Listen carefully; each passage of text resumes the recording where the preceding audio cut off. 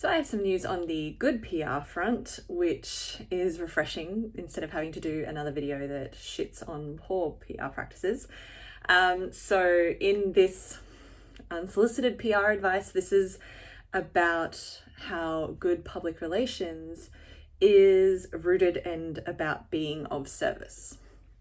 So when we hear or think of the phrase, how can we help you? Or how can I help you? We think of customer service. Basically, we think of that front-facing customer service, but it's not solely about customer service. It's also a great way to connect with your industry, your stakeholders, your audience, your peers, by asking that question. But there's a trick to how to ask it, and with the intentions, or at least the transparency of intentions behind it, because people will see right through it otherwise. So I want to give props basically to Vald Performance. So Laurie Malone, the CEO of Vald, wrote a post on LinkedIn. And to give you a bit of information about what Vald Performance is about, they've only been around since 2015. And since then they've worked towards a singular focus, which is to support health and performance practitioners improve the welfare and performance of their athletes, clients, and personnel. So it's a pretty nice cause. But they do that through the development of laboratory grade technology built for everyday use, making data collection and analysis simple, which is super important. So rather than things being anecdotal evidence, it's real. So providing the right information for the right decision. So just giving these professionals all of the information, or the ability to collect information to improve the lives of the people that it impacts. So in the sporting industry. So you can read a little bit more about it. I'm reading directly from their LinkedIn about page. So Laurie Malone posted an article, I guess, on LinkedIn acknowledging the dumpster fire that 2020 has been so far, and just explaining or sharing about the impacts of COVID-19 on the industry as well. But the purpose of the article was, or the title of the article was, literally an open invitation to help. So I will link it in the description of this video so you can go read it.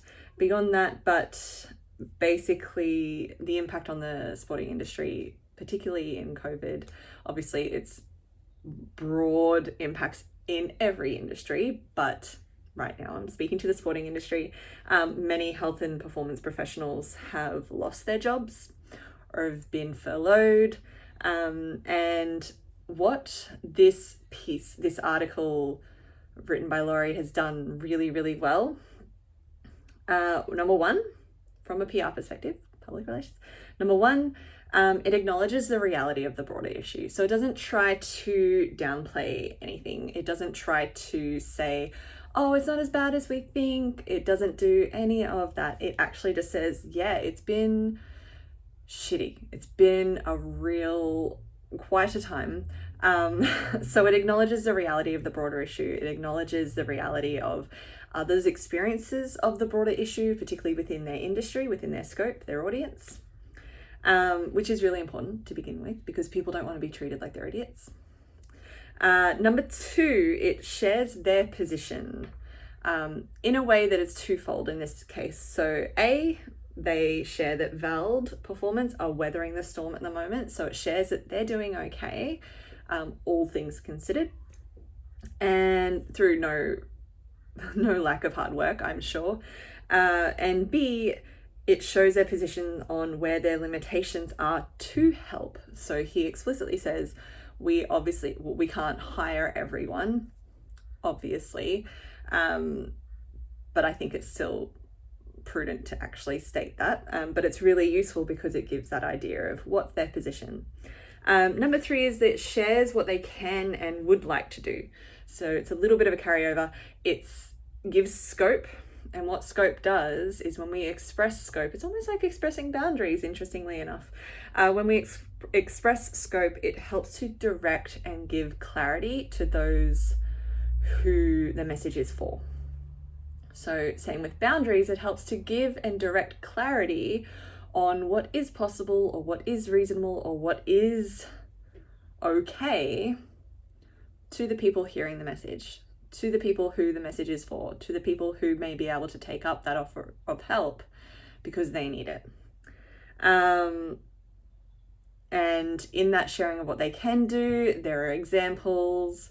Again, I'm not going to read it word for word, but he shares about if they can't employ people, maybe they can help connect people.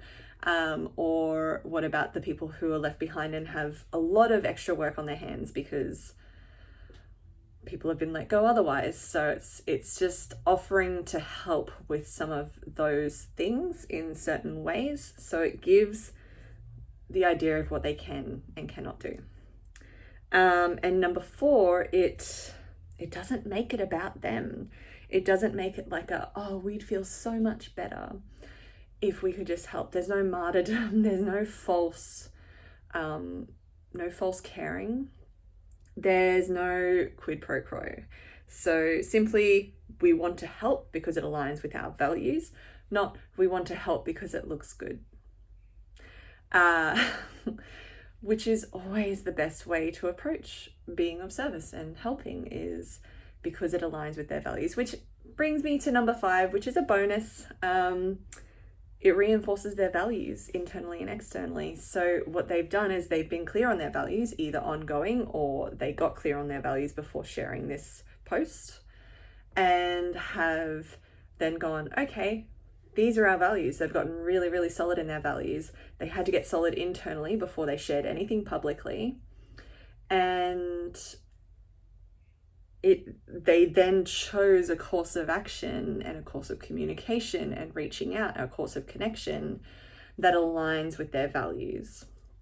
So I'm not going to try and say what their values are without them using those words themselves, but it could be something about being of service or helping their industry or something that connects with that, but they're clear on their values and they're clearly practicing it internally just as much as externally, where in previous examples there was that clear issue of values being fragmented, you could say, fragmented and completely opposite internally as what was being shown externally.